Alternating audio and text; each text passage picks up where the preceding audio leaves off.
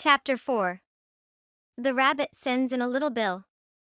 It was the white rabbit, trotting slowly back again, and looking anxiously about as it went, as if it had lost something, and she heard it muttering to itself, "The Duchess. The Duchess. Oh my dear paws. Oh my fur and whiskers. She'll get me executed, as sure as ferrets are ferrets. Where can I have dropped them, I wonder?" Alice guessed in a moment that it was looking for the fan and the pair of white kid gloves, and she very good-naturedly began hunting about for them, but they were nowhere to be seen. Everything seemed to have changed since her swim in the pool, and the great hall, with the glass table and the little door, had vanished completely. Very soon the rabbit noticed Alice, as she went hunting about, and called out to her in an angry tone, "Why, Mary Ann, what are you doing out here? Run home this moment, and fetch me a pair of gloves and a fan. Quick, now." And Alice was so much frightened that she ran off at once in the direction it pointed to, without trying to explain the mistake it had made. "He took me for his housemaid," she said to herself as she ran. "How surprised he'll be when he finds out who I am. But I'd better take him his fan and gloves, that is, if I can find them." As she said this, she came upon a neat little house, on the door of which was a bright brass plate with the name W. Rabbit engraved upon it. She went in without knocking, and hurried upstairs, in great fear lest she should meet the real Mary and be turned out of the house before she had found the fan and gloves. "How queer it seems," Alice said to herself, "to be going messages for a rabbit. I suppose Dinah'll be sending me on messages next." And she began fancying the sort of thing that would happen. "Miss Alice. Come here directly, and get ready for your walk. Coming in a minute, nurse. But I've got to see that the mouse doesn't get out. Only I don't think," Alice went on, "that they'd let Dinah stop in the house if it began ordering people about like that." By this time she had found her way into a tidy little room with a table in the window, and on it a fan and 2 or 3 pairs of tiny white kid gloves. She took up the fan and a pair of the gloves, and was just going to leave the room, when her eye fell upon a little bottle that stood near the looking-glass. There was no label this time with the words "Drink me," but nevertheless she uncorked it and put it to her lips. "I know something interesting is sure to happen," she said to herself, "whenever I eat or drink anything, so I'll just see what this bottle does. I do hope it'll make me grow large again, for really I'm quite tired of being such a tiny little thing." It did so indeed, and much sooner than she had expected. Before she had drunk half the bottle, she found her head pressing against the ceiling, and had to stoop to save her neck from being broken. She hastily put down the bottle, saying to herself, "That's quite enough. I hope I shan't grow any more. As it is, I can't get out at the door. I do wish I hadn't drunk quite so much." Alas! It was too late to wish that. She went on growing, and very soon had to kneel down on the floor. In another minute there was not even room for this, and she tried the effect of lying down with one elbow against the door, and the other arm curled round her head. Still she went on growing, and, as a last resource, she put one arm out of the window, and one foot up the chimney, and said to herself, "Now I can do no more, whatever happens. What will become of me?" Luckily for Alice, the little magic bottle had now had its full effect, and she grew no larger. Still it was very uncomfortable, and, as there seemed to be no sort of chance of her ever getting out of the room again, no wonder she felt unhappy. It was much pleasanter at home, thought poor Alice, when one wasn't always growing larger and smaller, and being ordered about by mice and rabbits. "I almost wish I hadn't gone down that rabbit hole, and yet, it's rather curious, you know, this sort of life. I do wonder what can have happened to me. When I used to read fairy tales, I fancied that kind of thing never happened, and now here I am in the middle of one.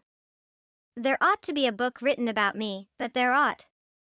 And when I grow up, I'll write one, but I'm grown up now," she added in a sorrowful tone. "At least there's no room to grow up any more here." "But then," thought Alice, "shall I never get any older than I am now? That'll be a comfort, one way, never to be an old woman, but then, always to have lessons to learn.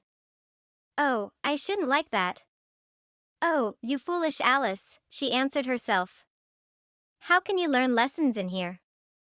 Why, there's hardly room for you, and no room at all for any lesson books." And so she went on, taking first one side and then the other, and making quite a conversation of it altogether. But after a few minutes she heard a voice outside, and stopped to listen. "Mary Ann." "Mary Ann," said the voice. "Fetch me my gloves this moment." Then came a little pattering of feet on the stairs. Alice knew it was the rabbit coming to look for her, and she trembled till she shook the house, quite forgetting that she was now about 1,000 times as large as the rabbit, and had no reason to be afraid of it.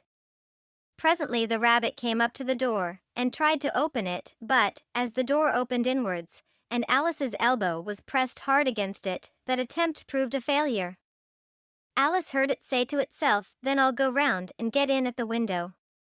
"That you want," thought Alice, and, after waiting till she fancied she heard the rabbit just under the window, she suddenly spread out her hand, and made a snatch in the air. She did not get hold of anything, but she heard a little shriek and a fall, and a crash of broken glass, from which she concluded that it was just possible it had fallen into a cucumber frame, or something of the sort. Next came an angry voice, the rabbit's: "Pat. Pat. Where are you?" And then a voice she had never heard before, "Sure then I'm here." "Digging for apples, your honor." "Digging for apples, indeed," said the rabbit angrily. "Here. Come and help me out of this. Now tell me, Pat, what's that in the window?" "Sure, it's an arm, your honor." "An arm, you goose. Who ever saw one that size?" "Why, it fills the whole window." "Sure, it does, your honor, but it's an arm for all that."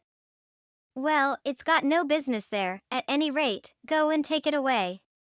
There was a long silence after this, and Alice could only hear whispers now and then, such as, "Sure, I don't like it, your honor, at all, at all." "Do as I tell you, you coward," and at last she spread out her hand again, and made another snatch in the air. This time there were 2 little shrieks, and more sounds of broken glass. "What a number of cucumber frames there must be," thought Alice. "I wonder what they'll do next. As for pulling me out of the window, I only wish they could. I'm sure I don't want to stay in here any longer."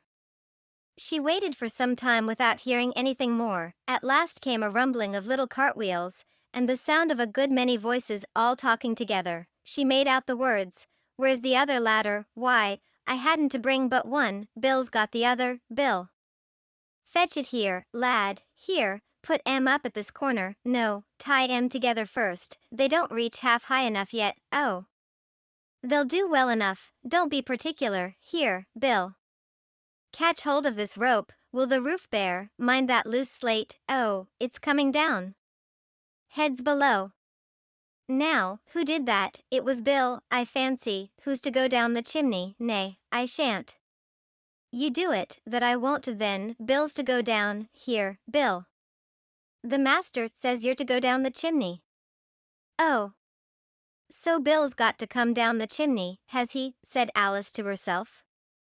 "Shy, they seem to put everything upon Bill. I wouldn't be in Bill's place for a good deal. This fireplace is narrow, to be sure, but I think I can kick a little." She drew her foot as far down the chimney as she could, and waited till she heard a little animal scratching and scrambling about in the chimney close above her. Then, saying to herself, "This is Bill," she gave one sharp kick, and waited to see what would happen next. The first thing she heard was a general chorus of "There goes Bill," then the rabbit's voice along, "Catch him, you by the hedge." Then silence, and then another confusion of voices, "Hold up his head, brandy now, don't choke him, how was it, old fellow? What happened to you? Tell us all about it." Last came a little feeble, squeaking voice, "Well, I hardly know, no more, thank ye, I'm better now, but I'm a deal too flustered to tell you, all I know is, something comes at me like a jack-in-the-box, and up I goes like a skyrocket." "So you did, old fellow," said the others. "We must burn the house down," said the rabbit's voice, and Alice called out as loud as she could, "If you do, I'll set Dinah at you." There was a dead silence instantly, and Alice thought to herself, I wonder what they will do next. If they had any sense, they'd take the roof off. After a minute or two, they began moving about again, and Alice heard the rabbit say, a barrowful will do, to begin with. A barrowful of what, thought Alice, but she had not long to doubt, for the next moment a shower of little pebbles came rattling in at the window, and some of them hit her in the face. I'll put a stop to this, she said to herself, and shouted out, you'd better not do that again, which produced another dead silence.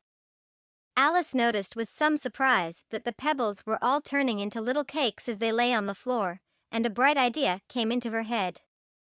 If I eat one of these cakes, she thought, it's sure to make some change in my size, and as it can't possibly make me larger, it must make me smaller, I suppose. So she swallowed one of the cakes, and was delighted to find that she began shrinking directly.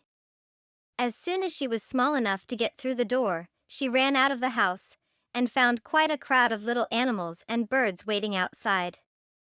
The poor little lizard, Bill, was in the middle, being held up by 2 guinea pigs, who were giving it something out of a bottle. They all made a rush at Alice the moment she appeared, but she ran off as hard as she could, and soon found herself safe in a thick wood.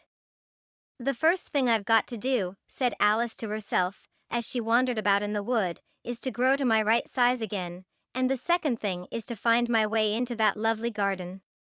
I think that will be the best plan.